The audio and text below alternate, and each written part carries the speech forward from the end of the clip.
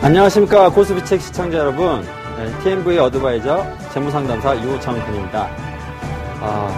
2011년도 9월부터 12월까지 4개월밖에 남지 않았는데요. 2011년 초에 이루고자 하셨던 것들 다 잘 이루고 계신지요?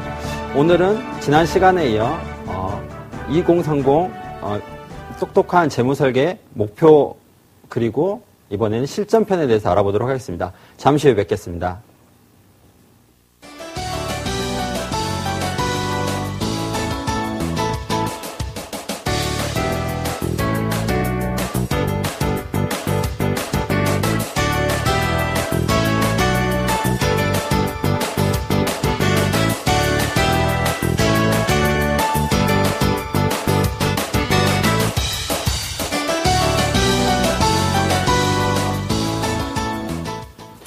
네, 이번 시간에는 그 2030 똑똑한 재무설계 두 번째 시간으로서 실전편, 그러니까 지난 시간에는 자신의 목표를 세우는 것에 대해서 이제 많은 이야기와 함께 자신의 목표를 어떻게 세우는지에 대해서 알아봤는데요. 이번 시간에는 어떻게 하면 그 목표를 가지고 실제로 내 재무 목표와 인생의 목표를 일치시킬 수 있는지 실전편으로 한번 들어가 보도록 하겠습니다. 지난 시간에 제가 일단 돈을 벌어서 무엇을 하겠다라는 질문과 TMH 트라이앵글, 타임 해피 머니 트라이앵글 기억나시나요? 그리고 인생 설계, 재무관리 원칙, 저축 수준, 보장, 그리고 노후 준비에 관해서 말씀을 드렸었습니다. 그리고 많은 분들이 또 피드백을 주셨는데요. 지난 시간에 시간관리학 교수의 얘기가 가슴에 와 닿았었다. 인생의 큰 도를 발견을 하자. 여기에 대해서 어떻게 하면 큰 도를 발견할 수 있는가에 대해서도 또 다시 문의를 해주셨는데요. 많은 시간, 여러 가지 방법들이 있는데 저는 이제 이런 방법들을 추천합니다. 아침에 일어나자마자 흰 노트에 자기 가슴을 뛰게 하는 것들, 많으면 20개까지 또는 10개 정도? 아니면 5개라도. 한 달 정도를 적다 보면, 순서는 바뀌게 됩니다만, 이게 그룹핑이 됩니다. 돈이 필요한 거, 시간이 필요한 거, 내가 어떻게 많은 어떤 노력을 들여야 될 거, 아니면 이거는 간단하게만 해도 될 거. 그렇게 계속 한 달, 2달 하다 보면, 내가 정말 뭘 원하고, 내가 그것을 향해서 가야 되는지에 대해서 정확하게 알게 됩니다. 이게 정확한 사람은 누구를 만나건 어떤 일을 하건 난 이거 이렇게 선택에 있어서 주저하지 않고 자기가 생각하는 곳으로 빠르게 다가갈 수 있죠. 그래서 인생의 큰 도를 꼭 잘 발견하시기를 바라고요. 또 자신의 목표를 발견하고 평생을 달려갈 수 있는 연료, 빛, 불꽃을 찾자고 말씀드렸었죠. 연료는 열정, 그리고 빛은 목표, 그리고 불꽃은 시간이 되어서 내가 목표하는 곳으로 갈 수 있는 원동력이 되게 됩니다. 예, 그래서 지난 시간에 여러분한테 삶의 목표를 정해보십사, 그리고 재무상담 기초 자료에 대해서 한번 간략하게나마 작성해 보십사 했고요. 많은 분들이 이제 궁금하신 점들을 여기에 이제 제 이메일과 트위터가 있습니다. 이쪽으로 보내주시면 여기에 관해서 또 많은 자료들을 더 드리도록 하겠습니다. 오늘 시간에는 실전편이죠. 재무관리 프로세스에 대해서 이 목표를 가지고 이제 재무관리 프로세스를 가지고 어떤 금융상품을 선택해야 되는가, 그리고 금융상품을 어떤 은행, 증권사, 보험사 다들 알고 있는데요. 내가 선택할 수 있는 금융상품은 어떤 것이 있는가, 그리고 간단하게 종이라든지 그리고 TV를 통해서 재무설계 실습을 해볼 수 있도록 하고요. 그리고 이걸 통해서 각자 천차만별이죠. 사람마다 다 다릅니다. 근데 어떻게 일괄적으로 다 같을 수가 있을까요? 자신만의 재무관리 시스템을 완성하는 것이 되게 중요합니다. 그리고 현재 금융 상황에 대해서 좀 말씀드리고 투자 전략은 또 어떻게 가야 되는지, 부동산 그리고 또 고수익은 어떤 게 있는지, 네. 그리고 어떤 것들이 내가 지금 쫓아가야 되는지, 네, 그런 거에 대해서 간략하게 얘기해 드리도록 하겠습니다. 네, 첫 번째 재무관리 프로세스 마인드맵이라고 제가 여기에 보여드렸는데요. 네, 재무관리 프로세스는 보통 이런 순서를 가지게 됩니다. 지난 시간에 했었던 우리가 1단계 재무 목표, 인생의 목표와 재무 목표를 일치시키는 거죠. 이 다음 장에는 이제 인생의 재무 목표가 어떻게 되는지에 대해서 여러 가지 설문지가 있습니다. 그걸 통해서 보여드리게 되고요. 2단계는 자산과 부채, 소득과 지출의 파악입니다. 내 지출과 소득을 파악할 수 있어야 되고요. 그래야지만 어느 정도로 내 돈이 어느 정도로 흘러가는지를 알게 되는 거죠. 이걸 파악을 하고 나서 그 다음에 재무 목표별 투자 금액을 산정을 하게 되죠. 거기에 맞는 시간 그리고 기간 그리고 금액을 금융 상품을 선택을 해서 이 부분들이 이제 재무 설계의 부분들이 되는 거고요. 이제 실행을 하게 되면 이제 목표를 또 조정을 하게 되고 잘 되고 있는지 점검과 또 조정을 하게 됩니다. 그래서 첫 번째 제가 말씀드렸던 재무 목표 확인에 대한 건데요. 두 번째 보시면은 인생 및 재무 상태 점검 설문지라는 게 있습니다. 네, 나는 뭐 여기에 대해서 만족하고 있다. 인생 및 재무 상태 점검 설문지요. 잠깐만 읽어드릴게요. 나는 재무 목표를 달성하는 자신의 능력에 대해서 만족하고 있느냐, 불만족하냐, 또는 뭐 충분한 은퇴 자금을 종잣돈을 비축하고 있느냐, 또 내가 들어있는 보험이나 금액에 대해서 알고 있느냐. 예, 기본적으로 많은 것들이 뭐 한 10가지 정도를 물어보시는데요. 여기 한 20가지 정도로 자세하게 들어가 있습니다. 어느 정도로 내가 점검을 했는지 할 수 있는 거고요. 두 번째는 부를 활용한 꿈, 비전, 이미지들을 또 물어봅니다. 이거는 목표에서 내가 목표에서 하려던 여러 것들을 적어보라고 제가 말씀을 드렸었는데요. 뭐 20가지도 좋고 10가지도 좋고 그 부를 활용해서 내가 가슴을 뛰게 만드는 그런 꿈들이 어떤 것이 있는가, 이미지들을 어떤 내 가족들이 지속적인 요구, 충족시켜줄 수 있는 가족들을 위한 꿈인가, 또는 부모님, 가난한 사람을 위한 것인가, 아니면 내 라이프 스타일을 바꿀 수 있는 것인가, 직업과 경력을 크게 변화시키는 것인가, 내 인생의 방향을 완전히 바꾸는 다른 방향으로의 실천인가, 또는 나의 모든 걸 바쳐서 기부를 할 것인가, 기타 또 다른 것인가에 대해서 한번 자기가 이미지를 떠올리고 생각을 해보는 겁니다. 지난 시간에는 그냥 막연하게 이렇게 해보세요, 이렇게 해보세요 했다면 지금은 그것을 구체화시키는 설문지들인 것이죠.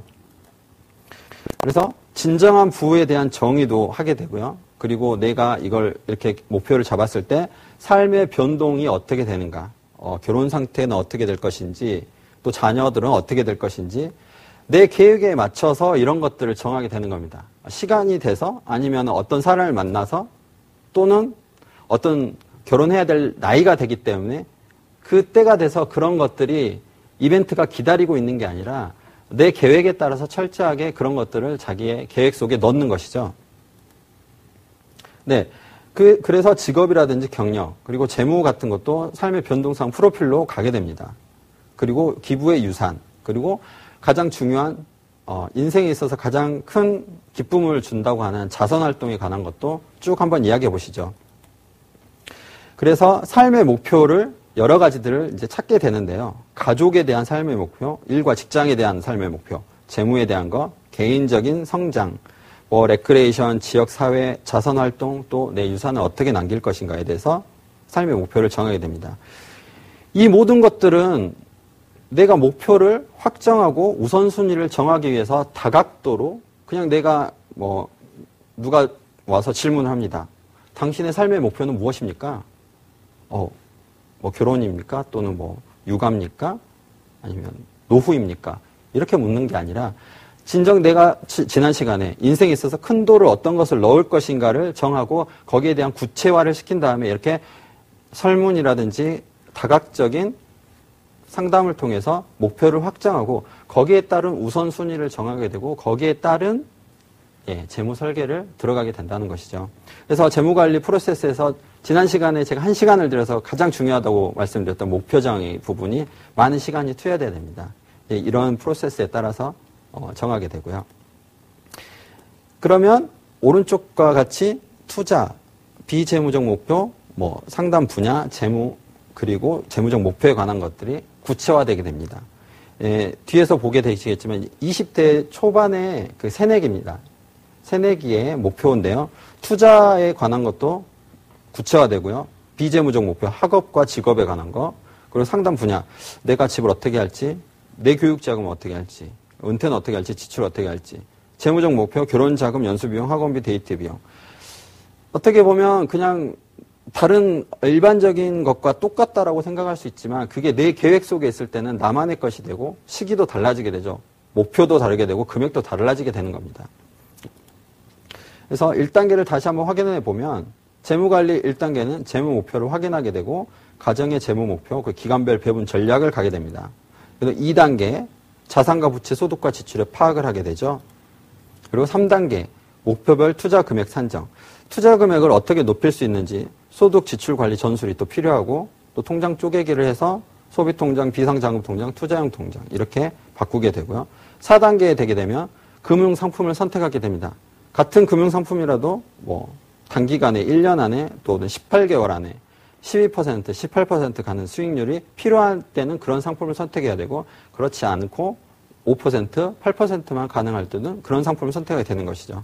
그래서 재무 목표별 포트폴리오를 구성하게 되고 단기에는 좀 보수적으로, 장기에는 기대 수익률을 높여서 공격적으로 구성을 하게 됩니다.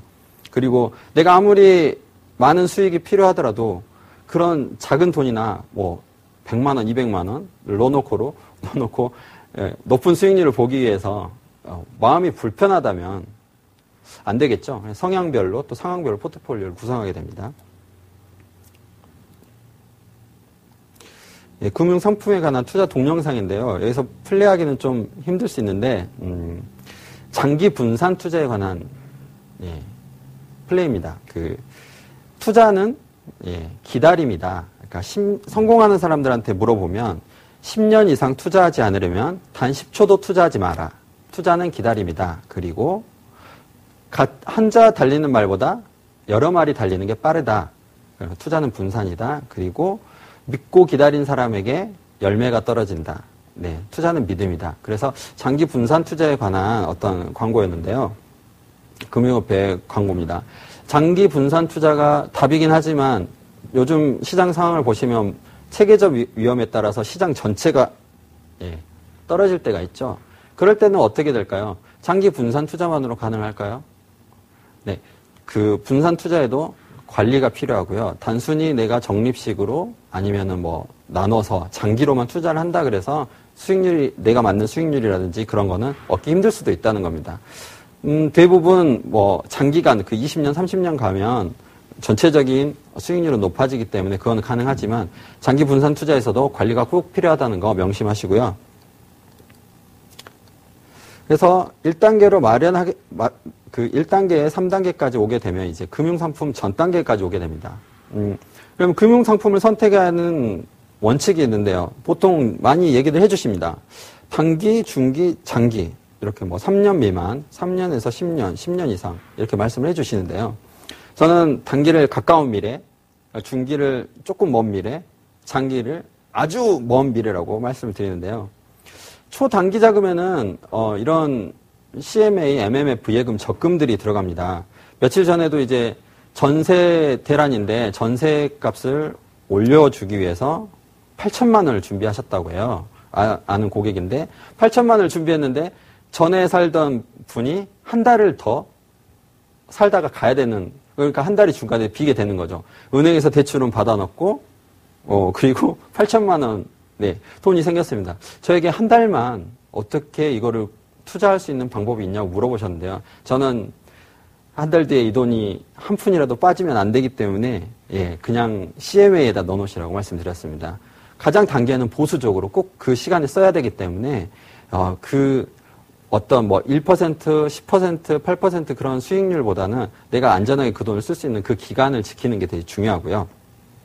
단기에는 뭐 절세금융상품이라든지 세금우대, 상호저축은행 이렇게 88클럽. 그래서 절세를 할 수 있고 예탁금, 조합원 예탁금으로 조금 1%라도 좀 세율을 좀 낮추고 그리고 이율을 높일 수 있는 그런 것들을 생각해 보셔야 되고요. BIS 비율, 고정이하 여신 비율을 8% 다 이상인 88클럽의 상호저축은행에 올리시면 적금을 넣으시면 안전하다. 5% 미만인 뭐 15개 저축은행은 또 금감위에서 또 제재를 한다고 합니다. 그러니까 자기가 혹시라도 상호저축은행에 예금이 계시다면 한 번이라도 좀 살펴보시는 게 중요할 것 같고요. 중기 투자, 장기 투자는 뭐 저는 이제 말씀을 드릴 때는 한 번으로 말씀을 드리는데요. 중기 이상은 다 장기로 보는 거죠. 1년 이상은. 그래서 비과세냐 아니냐에 따라서 보험 상품으로 가느냐 아니면 펀드 상품으로 가느냐. 그래서 펀드 같은 경우는 주식형 펀드, 단기간 이외에 장기로 갈 때는 주식형 펀드, 펀드로 갈 때는 투자 위험을 분산을 어떻게 할 것이냐. 그리고 현재 펀드 위험 관리를 하고 있느냐. 제가 말씀드렸죠. 장기 분산 투자만이 답이 아니라 위험 관리를 꼭 들어가야 된다. 그리고 장기일 경우는 연금저축 같은 경우 400만 원 연 소득공제 가능하시죠. 그런데 이건 10년 이전에 해지할 경우 원리금의 22% 기타 소득세를 물게 되고요. 또 보험사의 투자형 보험 상품은 10년 이상 되면 비과세가 되는 원리금에 따라서 비과세가 되기 때문에 장기 투자일 경우 이런 자금들을 꼭 선택하게끔 한다. 이런 원칙만 알고 있으면 다른 어떤 은행에 가서 내가 저축을 하려고 했는데 방카슈랑스에서 행원이 이 상품 좋습니다 내놨을 때 이거 실제로 그 31살 그 고객님이신데 어머님이 결혼 자금을 모으라고 120만 원 정도의 돈을 은행에 정기 적금을 한다라고 해서 정기 적금을 들었습니다. 고객분은 그렇게 알고 계셨죠. 그래서 저한테 3년간의 정기 적금을 들고 있다. 그러십니까? 하고 이제 내역을 봤더니 연금형 저축 보험이었던 겁니다. 그래서 3년 안에 제가 결혼을 하게 되면 원금에서 원금도 다 찾지 못한 3년이 되어야지만 원금이 다 차게 되는 그런 걸 적금으로 알고 어쩔 수 없이 가입을 하셨던 거죠. 그냥 아는 행원이 믿으니까 이 상품이 좋다고 하니까 10년 동안 넣으시면 또 비과세 된다. 이런 것들에 그러니까 본질을 어떻게 그 상품을 어떻게 선택하느냐가 중요한 거죠. 가장 중요한 건 나쁜 상품은 없지만 그런 상품을 선택할 때는 이런 원칙만 알고 계시면 그런 지금 해약을 하셨죠. 해약을 하시면서 180만 원 정도의 손해를 보셨는데 그런 위험 손해 해약에 따른 위험은 또 피할 수 있을 거라고 생각합니다. 그래서 금융상품을 선택하실 때는 단기 투자 3년 미만에는 초단기 CMA, MMF 예금 적금을 가시고요. 절세 금융상품 생각하시고 상호저축은행에서 한 5%, 6%대 금리를 살펴보시고요. 그 다음에 중기 투자는 주식형 펀드, 투자 위험 분산할 수 있는 이런 것들을 생각해 보시고 금융 상황과 투자 전략에 따라서 펀드 위험 관리를 꼭 하셔야 된다. 그리고 장기 투자일 경우 10년, 20년 자녀의 교육 자금이나 자신의 꿈을 이루기 위한 자금으로서 노후 자금, 연금저축, 보험사의 투자형 보험 이런 것들을 생각해 보셔야 된다. 그래서 원칙을 가져가시고 그렇게 하셔야 되는데 마지막으로 이제 투자 지속을 위한 시스템을 제가 말씀을 드리는데요. 투자 지속 시스템이라고 말씀을 드리는데 목표를 잡다 보면 단기적인 목표도 있을 거고요. 장기적인 목표도 있을 겁니다. 그래서 보시면은 단기 목적 자금도 준비해야 되고요. 긴급 예비 자금도 준비해야 되고 의료비 배상 책임에 대한 대비, 사망 보장, 질병 상해 3대 상위병을 준비해야 된다고 말씀드리는데요. 이것들을 안 하고 그냥 내 소득과 급여를 CMA 통장, 내 비상 예비 자금, 소비 통장, 소비 지출, 그리고 목적 자금 통장, 투자 통장에 넣게 되면 어떤 문제가 있을까요? 소득 급여가 만약에 들어오지 않는다면, 사라진다면, 이런 것들이 중간에 내가 어떤 사고라든지 또는 일상배상 책임에 있어서 큰 돈을 물어줘야 된다든지 아니면 3개월이나 6개월 정도에 내가 직업을 또 이직하는 순간에 그 투자를 해야 되는 그 시스템에서 월에 받아들이는 돈이 없다면 만약 소득급여가 사라진다면 이걸 어떻게 준비할 수 있을까요? 그래서 투자 지속을 위한 시스템에서는 꼭 단기 목적 자금, 그렇죠. 비정기 지출에 관한 이런 돈들을 꼭 준비하셔야 되고요. 긴급 예비 자금, 긴급히 내가 투자를 하거나 3개월이나 6개월 정도 이직을 하거나 직업을 잃었을 때 여기에 들어가는 CMA 소비 그리고 목적 자금에 들어가는 돈을 충분히 공급할 수 있도록 긴급 예비 자금 준비하셔야 되고요. 그리고 어쩔지 모르는 사망 그리고 상해, 성인병에 준비를 해야 되기 때문에 이런 것들에 대한 보험이죠. 보험 상품을 준비하시면 되겠다. 이러면 제 생각에는 이제 든든하게 지금 삶을 살아감에 있어서 이런 내가 목표로 하는 것을 계속 꾸준히 다가갈 수 있다라고 생각을 합니다. 그래서 투자 지속 시스템이라고 말씀을 드려봤는데요. 가장 중요한 부분이죠. 그래서 투자 지속을 위한 시스템 구축을 위해서는 단기 목적 자금 준비하고 긴급 예비 자금 준비하고요. 의료비 배상 책임에 대한 대비를 하셔야 되는 거죠. 그래서 4단계까지 다 상품까지 세팅하시고 어떤 상품을 하셨다. 그런데 내가 하는 목표와 그 시스템이 약간의 갭이 생긴다. 그러면 목표를 좀 조정을 해 주시는 거죠. 적은 돈으로 행복해지자라고 했는데요. 그 재무상태 점검을 바탕으로 한 목표 조정을 하는 이유는 목표 달성 확률을 높이게 됩니다. 그리고 지출에 따른 효과를 극대화할 수 있죠. 이게 무슨 말이냐. 목표를 내가 가슴을 뛰게 하는 목표를 만들라고 다 적어보라고 하고 거기에 관해서 달려가라, 열정을 가지고 달려가라고 말씀을 드렸는데 목표를 조정하라니요. 이게 무슨 말입니까? 네. 재무 상태를 점검을 해봤더니 내가 정말 10년, 20년을 열심히 노력을 해서 그걸 할 수 있다라고 봅니다. 하지만 그렇게 안 될 수도 있죠. 그런데 거기에 대한 열정을 쏟기 위해서 내가 아무리 88만 원 월급을 받아도 1억, 2억짜리 전셋집을 얻는데 너무 시간이 많이 걸린다. 그러면 합리적으로 목표를 조정을 해야겠죠. 그러나 제가 봤을 때는 그 목표를 향해 가다 보면 산술적으로 몇 년, 몇십 년이 걸리는 것도 그 안에 방법이 생기고 또 모이면 또 배로 들어가는 것이 있기 때문에 목표를 이뤄나가는 재미가 생긴다는 것이죠. 그래서 합리적인 방법으로 징검다리의 목표를 중간에 놓고 가장 큰 목표를 크게 놓는 것입니다. 이거는 이제 그 목표를 단순히 내가 어떤 집 크게 막 이렇게 해보는 것보다는 그 앞에서 보셨던 설문지라든지 상담을 통해서 다각도로 봤을 때 그쪽으로 갈 수 있는 실제 내가 정말로 원하는 목표로 갈 수 있는 곳으로 모든 자원들을 끌어모아서 그거를 할 수 있게끔 하는 그 방법이 되게 중요한 것이죠. 그래서 목표를 조정해야 될 때는 조정을 해서 적은 돈으로 행복해지자.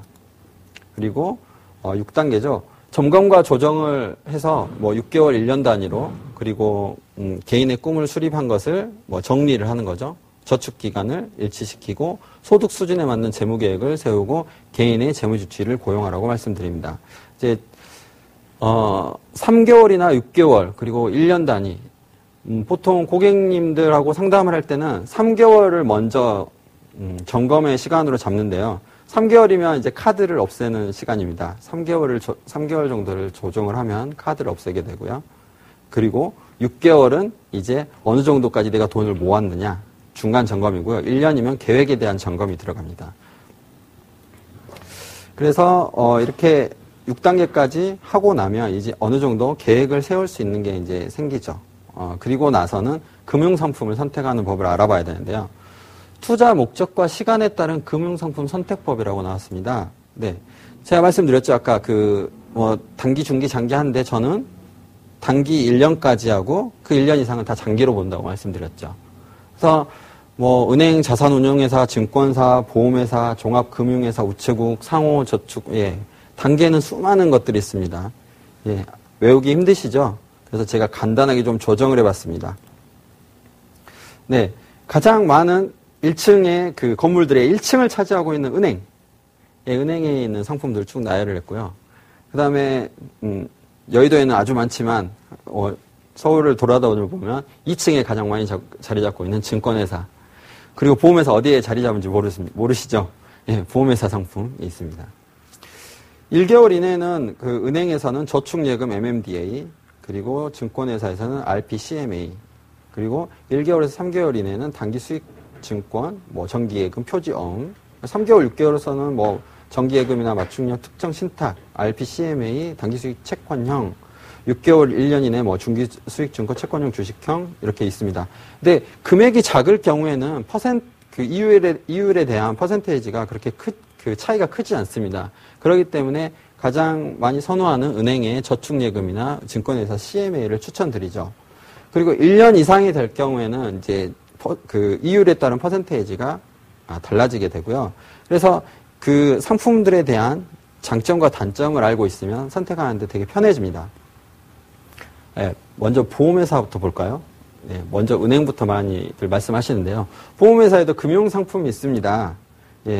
장기 저축성 보험이죠. 그리고 연금 보험, 변액 보험이 있는데요.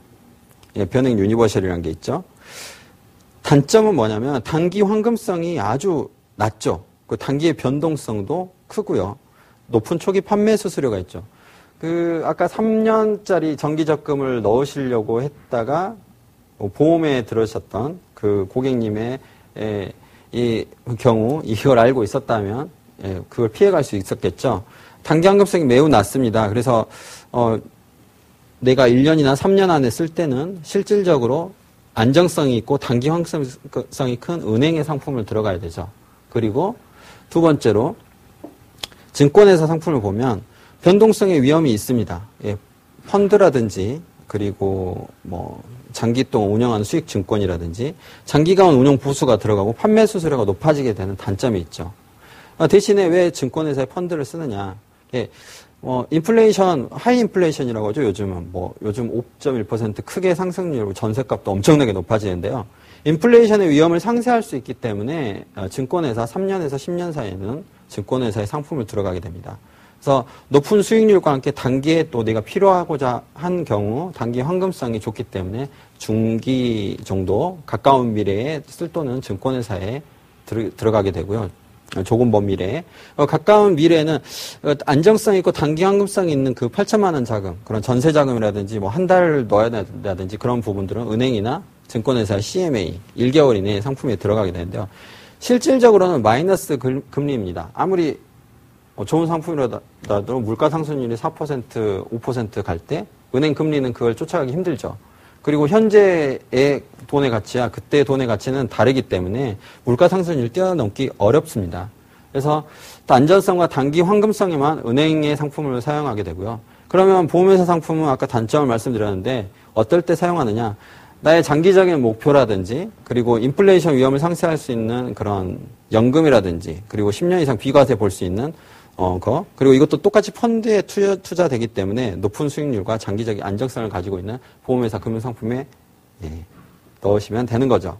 그래서 금융상품을 선택할 때는 이렇게 장점과 단점을 보시고 가까운 미래에는 은행, 그리고 조금 먼 미래에는 증권사, 그리고 아주 먼 미래에는 보험회사 상품을 들어간다라고 생각하시면 되겠습니다. 그러면 이걸 가지고 재무설계 실습을 해볼 텐데요. 네, 재무설계 실습을 할 때는 소득과 소비, 투자, 부채 현황을 먼저 파악을 해야겠죠. 그리고 워크북에 아까 보셨던 설문지에 있던 자신의 삶의 목표별 투자 금액을 정하게 되고요. 그다음에 금융상품을 선택하게 되고 소득을 통장 쪽을 통해서 금융상품으로 보내면 됩니다.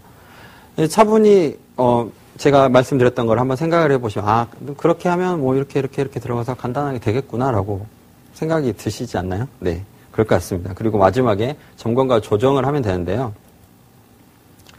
네, 1단계는 소득과 소비, 투자, 부채 현황 파악에 대해서 말씀드렸었죠. 이거는 이제 나의 현황을 파악을 하는 단계고요. 2단계는 그 계획하는 단계입니다. 삶의 목표별 투자 금액을 정하게 됩니다. 그리고 3단계, 4단계는 실행의 단계고요. 이때는 좀 그 상품을 많이 선택을 하신 분에게 조언을 구하거나 전문가의 조언을 통하시고요. 그리고 관리할 때는 내가 어떻게 써왔는지 뭐 가계부도 되고요. 투자 노트도 되고요. 그런 것들을 통해서 점검과 조정을 하시는 게 좋겠습니다. 그러면 비정기 지출, 카드 사용을 조정을 하시는 것과 재무상담 기초자료 시트라는 이런 이제 파일이 있습니다. 뒤에 보여드릴 텐데요. 비정기 지출에 대해서 되게 어려워하시고요. 카드 사용 조정하는 법도 되게 힘들어하시고 재무상담 기초자료 시트도 다루기 어려워하시는데 이것만 좀 아시게 된다면 가장 어려워하시는 부분들을 할 수 있게 됩니다. 비정기 지출은 경조사비라든지 또는 내가 어떻게 여행을 간다든지 휴가비라든지 정기적으로 나가지 않지만 비정기적으로 지출하는 그런 돈들을 말하게 되는데요. 이걸 1년 동안 모아놓지 않으면 그달에 카드를 많이 쓰시죠. 카드를 사용하게 되면 내가 있는 현금을 쓰는 게 아니라 먼저 소비를 할 수 있게끔 돈을 끌어오는 게 거기 때문에 일단 빚을 지는 겁니다. 그래서 일단 카드를 쓰게 되면 그렇죠. 카드를 쓰게 되면 카드 그 다음 달 또 쓰게 되고요. 현금이 없기 때문에 먼저 한 달의 소비를 먼저 가져오기 때문에 이걸 조정하는 데는 한 달을 더 고생하는 게 아니라 보통 3개월 정도를 고생하게 되죠. 카드 사용을 줄여가면서 또 현금도 써야 되니까요. 그러기 위해서 또 목돈을 마련해서 한 번에 또 갚으시고 또 그러다가 또 마음이 또 카드 쪽으로 기울이시는 분 다시 카드를 사용하기도 하는데요. 3개월 정도 카드 사용 조정을 하시고 그 다음에 내가 돈이 어디로 뭐 흘러가는지 재무상담 기초자료 시트에 따라서 뭐 살펴보시면 됩니다. 간단하게 보시면 이제 재무설계 실습이라고 하는데요. 간단하게 보시면 인생의 목표를 세울 수 있게끔 중요하다고 생각하는 가치를 설정을 해보는 겁니다. 이거는 그냥 A4 한 장으로도 세울 수 있는 간단한 그 실습인데요. 가치를 뭐 건강을 1순위로 둔다. 그럼 할애하는 시간은 10%라고 내가 실천사항을 매일 아침 30분씩 줄넘기를 한다. 그래서 하고 싶은 일과 이루고 싶은 일을 이렇게 가정 환경에서, 업무 환경에서, 또 일하고 살고 싶은 곳에서, 또 성과 업적에서 뭐 이런 식으로 구술을 해보는 것도 되죠. 뭐 꼭 그게 금액이 아니더라도 자녀와의 여행을 통해 친밀감과 신뢰를 쌓고 싶다. 뭐 가정 환경을 내가 이렇게 바꾸고 싶다. 업무 환경을 뭐 어떻게 바꾸고 싶다. 일하는 곳을 어떻게 바꾸고 싶고 살고 싶은 곳은 어디다. 이렇게 적어보는 거죠.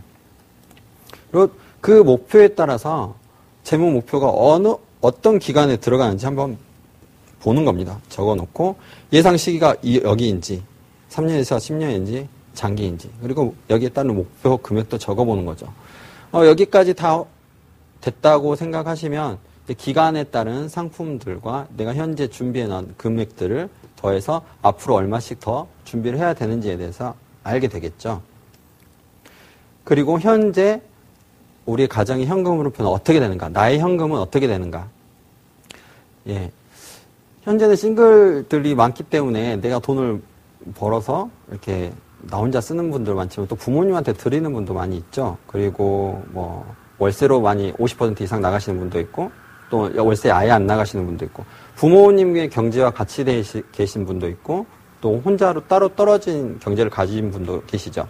그래서 이런 생활자금이라든지 주거생활비라든지 이런 데서 좀 큰 차이가 나게 됩니다.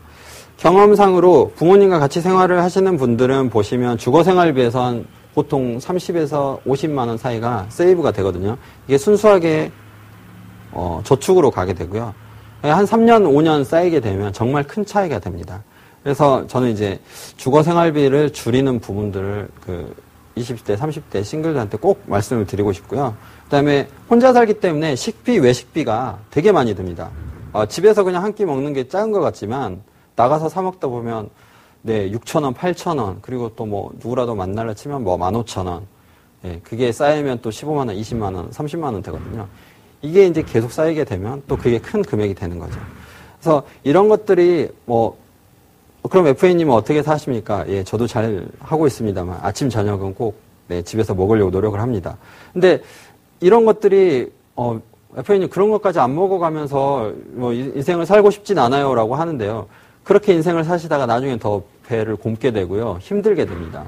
1년 제가 그래서 말씀드리는 부분은 현금 흐름표를 작성을 하고 예산 개념으로 어떤 부분까지만 내가 이 돈을 투여를 하겠다. 그래서 아예 먹지 말라는 것도 아니고 하지 말라는 것도 아니죠.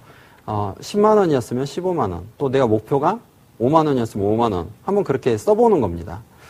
50대, 55세, 60세 은퇴하시는 분들의 재무 설계를 하다 보면 현재 수입은 너무 먼 나라 얘기 같지만 한번 생각을 해보십시오. 제가 300만 원씩 벌다가 생활비로 100만 원씩을 쓰게 됩니다.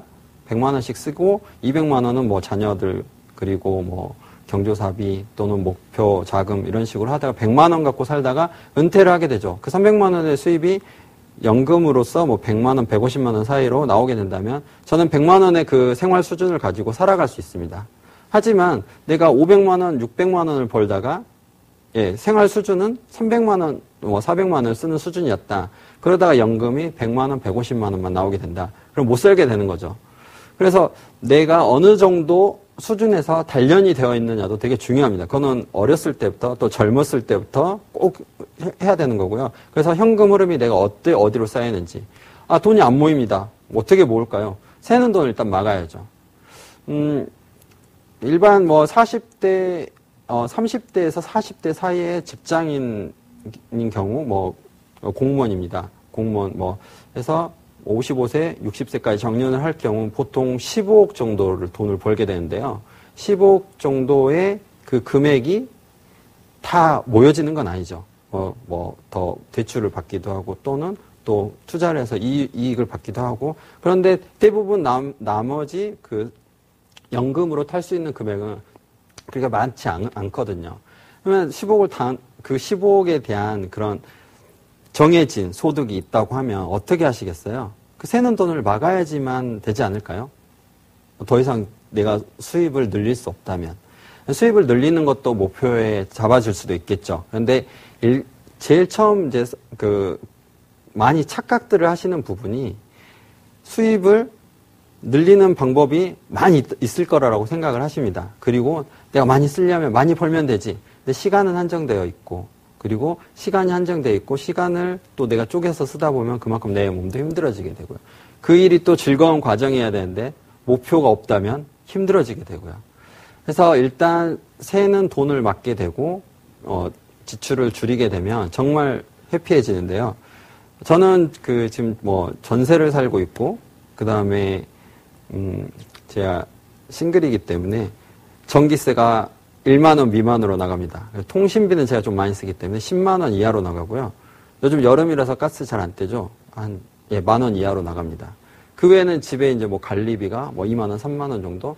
저는 이제 고정 비용이 20만 원, 그 정도밖에 나가지 않기 때문에 정말 조금 벌어도 살 수 있다라고 자신을 하고 있거든요. 이렇게 그 자신의 나가는 돈들을 줄인다면 다른 삶의 질도 당연히 높아지게 되고요. 여유가 생기게 됩니다. 그래서 가정현금 흐름표를 작성을 하고 내 현금이 어디로 들어가는지 꼭 중요하게 짚어보시라고 말씀드리고 싶고요. 네. 실습을 위한 엑셀 파일을 보시면, 교통비, 공교육비, 세금, 취미, 여행, 다 있습니다. 생활용품, 또 기타, 경조사라든지, 그런 것들의 비정기 지출에 대한 것들이 나오는데요. 이거를 전부 다 한번 적어보시고, 그 다음에 또, 정기 지출에 대한 것도 한번 보시죠. 정기 지출은 주거 생활비, 그 다음에 식비, 외식비, 교통비, 육아비, 공교육비, 사교육비, 용돈. 왼쪽에 보면 기존 지출이 있고요. 그 다음에 조정 지출을 통해서 얼마 정도 모을 수 있는지, 목표를 통해서 어느 정도 나가고 있는지 그 현금 흐름을 새는 돈을 막기 위해서 이런 것들을 아주 세세하게 한번 살펴보셔야 됩니다. 이것들이 다 끝나게 되면 매월 정기 지출 총액이 나오는데요. 이 정기 지출 총액과 비정기 지출 총액을 다 정해보고 1년에 대한 예산을 세우는 게 가장 중요합니다.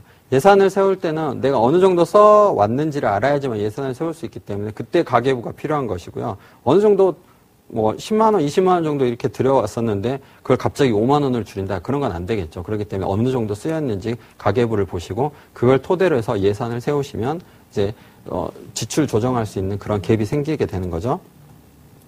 그래서 이렇게 뭐 다 내가 어느 정도 돈이 들어가고 또 목표는 어떻게 됐고 어떤 금융상품을 선택하고 돈은 어디로 흘러 들어가는 거를 이제 알고 있다면 그런 것들을 기초 자료를 통해서 이제 내가 생각하는 겁니다. 내가 3개월에 어느 정도 돈이 들어가는지를 이제 내가 돈을 다 알아봤기 때문에 알게 되겠죠. 그러면은 현재 비상예비 자금으로 현재 얼마 있는가? 그 다음에 내가 향후 얼마까지 준비하고 싶은가? 그리고 두 번째로 투자 자산. 내가 투자 자산은 얼마 있는데, 금융 자산 얼마고 부동산 자산은 얼마인데 향후 얼마까지 더 모으고 싶은가? 그리고 부채. 부채는 영원인 것도 좋지만 내가 뭐 집을 사기 위해서 부채 대출을 받았다면 부채 잔액은 얼마가 되나? 또 잔액 얼마로 만들고 싶은가? 그리고 투자 지속 가능한 시스템을 위해서 위험 관리. 내 현재 보장 자산은 얼마를 가지고 있고 보완하고 싶은 보장 부분이 어떤 것인가. 크게 네 가지의 재무 상태를 분석함으로써 내 이 부분이 부족하구나. 뭐 투자가 부족한가, 부채가 부족한가, 위험 관리가 부족한가, 아니면 이것들을 모두 할 수 있는 계획이 부족한가에 대해서 한번 생각을 해보시면 되는 것이죠. 그래서 이걸 가지고 1년 후 목표, 구체적인 1년 후 목표, 그리고 3년 후 목표, 5년 후 목표까지, 10년 후 목표, 은퇴 후 목표. 근데 은퇴 후 목표라고 보기엔 좀 그런데 요즘은 이제 은퇴라는 게 없죠. 뭐 원잡이다, 투잡이다, 쓰리잡이다, 뭐 제2의 인생이다, 뭐 그렇게들 말씀을 하시는데 저는 이제 뭐 아주 큰 목표, 이제 뭐 내 인생을 통틀어서 뭐 하고 싶은 목표, 은퇴 후 목표 보통 말씀드리면 여행 또는 뭐 세계 일주 또는 뭐 그렇죠. 예. 전원주택에서 뭐 낚시 이런 것들을 말씀하시는데요. 그 은퇴 후 목표는 또 한번 많이 생각을 해보셔야 됩니다. 내가 전 인생을 통틀어서 어떤 것을 하고 싶은가, 거기에 대한 것들이 이제 일목요연하게 쭉 해보겠죠. 그래서 이거를 한 1년 정도 하신 분들은 자신의 달성하고 싶은 그런 10가지의 목표가 뚜렷한 분이 있었습니다. 아주 놀랐는데요. 뭘 하고 싶으십니까? 어떤 인생의 목표가 있으신가요? 그랬더니 자기는 뚜렷하답니다. 그래서 10가지를 확 적어주시는데요. 잘하고 계시겠네요. 그러니까 역시 보니까 목표가 뚜렷하신 분은 잘하고 계시고 뭐 재무 관리도 잘하고 계시고 자신의 관리도 잘하고 계신 겁니다. 매우 건강하시고요. 그래서 이 말씀드렸었죠. 제일 처음에 목표를 세우고 두 번째 내가 금융상품을 어떻게 할지 그 다음에 정하고 세 번째 내 돈이 어디에 쓰여져 있는지를 가지고 네 번째 4대 재무 상태를 점검을 하고 다섯 번째 구체적인 내 인생의 목표를 한번 적어보는 거죠. 근데 이거는 앞에서 생각한 내가 어떤 걸 뭘 하겠다라는 그런 것보다는 구체적인 내가 측정할 수 있고 내가 점검할 수 있는 그런 숫자적인 목표 그리고 달성에 관한 목표 그런 것들을 더 세세하게 적어주는 겁니다. 1년 안에는 내가 뭘 하겠다. 3년 안에는 내가 또 뭘 하겠다. 5년 안에는 또 뭘 하겠다. 또 많은 분들이 또 비전 보드를 많이 또 이렇게 붙이시죠. 뭐 자동차, 집, 그다음에 갖고 싶은 물건, 그다음에 나의 모습 그런 것들. 네. 그래서 이런 것들을 하시게 되면 이제 자신만의 재무 관리 시스템이 어느 정도 완성이 됩니다. 보시면은 이제 뭐 20대의 직장 새내기의 예인데요. 그 앞에서 1단계부터 5단계 그걸 다 거쳐서 이제 결과물들을 제가 좀 보여드리려고 해요. 예. 20대 후반의 직장 새내기입니다. 저랑 이제 그 상담을 했었고요. 투자의 성향은 뭐 조화로운 투자 목표를 가지고 리스크는 투자 원금이 좀 손실되더라도 투자할 수 있다. 그리고 비재무적 목표는 학업, 연술, 커리어를 위한 학업을 하고 싶고 직업은 경력직으로 삼성코닝으로 옮기고 싶다. 재무적 목표는 결혼자금과 연수비용, 학원비, 데이트 비용. 예, 그렇죠. 20대니까요. 남들과 다른 빠른 시간 안에 목표를 달성할 수 있는 이런 재무적 목표를 가지게 되더군요. 그래서 그 다음 장을 보시면 이제 여기에 따른 소비성 지출과 월별 비정기 지출, 그 다음에 비소비성 지출들을 자료를 다 팩트파인드를 통해서 알게 되고요.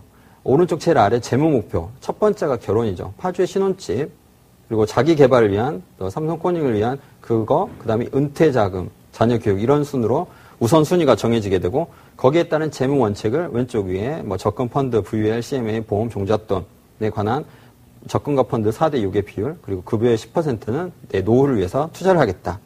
저축 가능액도 소득은 월 160만 원의 지금 소득이고 200만 원으로 오를 가능성이 있고 지출도 소비성 지출을 40만 원으로 줄일 수 있겠다. 그래서 기숙사로 들어가겠다. 비소비성 지출도 23만 원으로 줄이겠다. 그래서 네 가지 4대 재무 상태에 따른 그런 투자 자금을 이렇게 세팅을 하게 되었습니다. 가장 컸던 거는 이걸 하고 나서 다른 사람들보다 더 불안감이 새내기였는데요. 재밌게도 뭐 되게 더 즐거워졌다고 하더라고요. 회사 생활이. 힘들지만 않고. 그래서 이런 분들은 이제 그렇게 가시면 되고요. 부부 같은 경우는 이거 30대 초반의 부부입니다. 이제 신혼이었는데요. 부부 재무 대화를 저는 또 이제 물어봅니다. 오른쪽 아래. 솔로일 때 인생의 목표. 결혼 후에 3년 안의 목표는 무엇인가? 예. 인생에 있어서 성공이란 무엇인가? 나의 평생의 반려자는 이런 사람이다. 또 나는 죽을 때 어떤 사람으로 기억되고 싶은가? 5천만 원이 생긴다면. 이런 식으로 해서 질문들을 드리고요. 중요한 부분은 남편과 아내가 아주 사랑을 해서 결혼을 하지만 솔로일 때 목표들 그리고 내가 진정으로 내 안에 가지고 있는 목표들에 대해서 서로 너무 모르고 있다는 것이죠. 그래서 재무 대화가 가장 중요하고요. 결혼을 하면 당연히 목표가 바뀌어버립니다. 뭐 화목한 가정, 해외여행, 전원주택 준비. 그런데 그 위에 보시면 젊었을 때는 펜션 사장이 되고 싶고 멋진 아버지가 되고 싶었고요. 아내도 부모님 여행 보내드리고 내 집 마련을 위한 목돈 마련 이런 게 목표가 됐었는데 그 전에 보면 사회에서 인정받는 사람이 되고 지혜롭게 사는 것이 이제 개인의 목표였죠. 거기에 따라서 재무 포인트를 잡고 3년 안에 목표를 잡아서 다음과 같이 이런 20대의 청년과 똑같이 3년 안의 목표, 재무 진단, 재무 원칙, 변화 사항.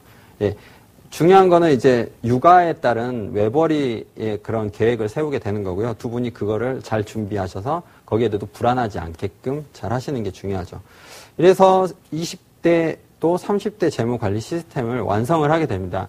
근데 가장 어려워하시는 부분들이 이런 오른쪽에 보시면 목표가 가장 어려웠다고 해요. 그래서 저는 거기에 대해서 가장 많은 할애를 하는데 이 목표에 대한 것들을 그것만 잘 세우시면 그 뒤에 소득과 지출에 관한 거 그리고 다른 상품을 선택하는 거라든지 그런 건 기술적으로 다 풀어낼 수 있습니다.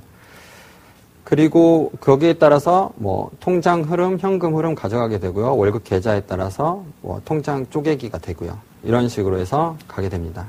마지막으로 현재 금융상황과 투자 전략에 대해서 잠깐 언급을 해드리면 현재 포트폴리오를 가지고 계신데요. 그거를 꼭 6개월에서 1년 정도 리밸런싱 원칙을 세우시고 장기 자금 그리고 기타 목적 자금 또 이런 것들을 내가 가지고 있는 돈에 어떤 보수적으로는 한 70% 정도, 10%는 공격적으로, 그 다음에 20%는 약간 중립적으로 하시면 될 것 같아요.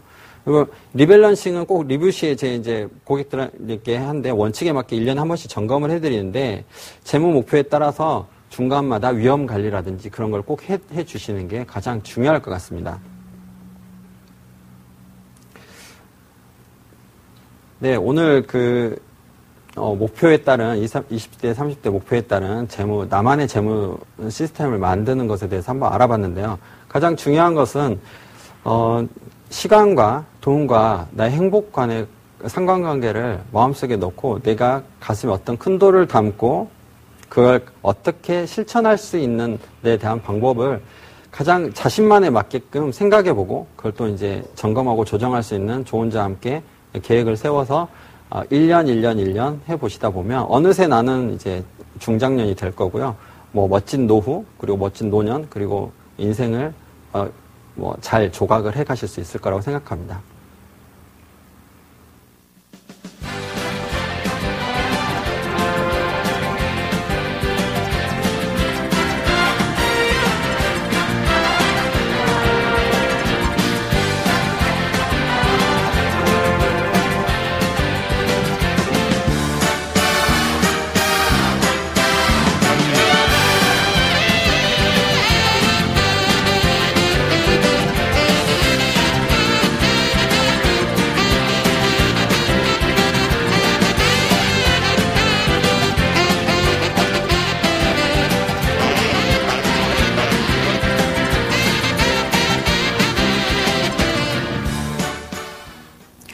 네, 많은 분들이 재테크에 관해서 여쭤보십니다.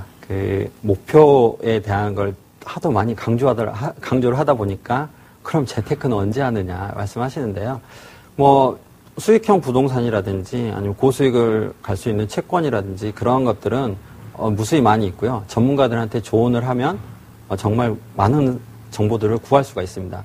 그런데 워렌 버핏이 말을 했죠. 이제 곤란한 상황에서 빠져나오는 것보다 그런 상황에 빠지지 않도록 조심하는 것이 훨씬 쉽다.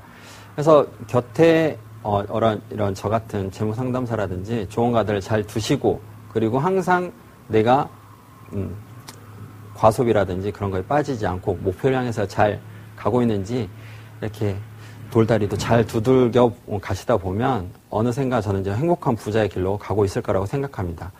많은 시간 시청해 주셔서 감사드립니다.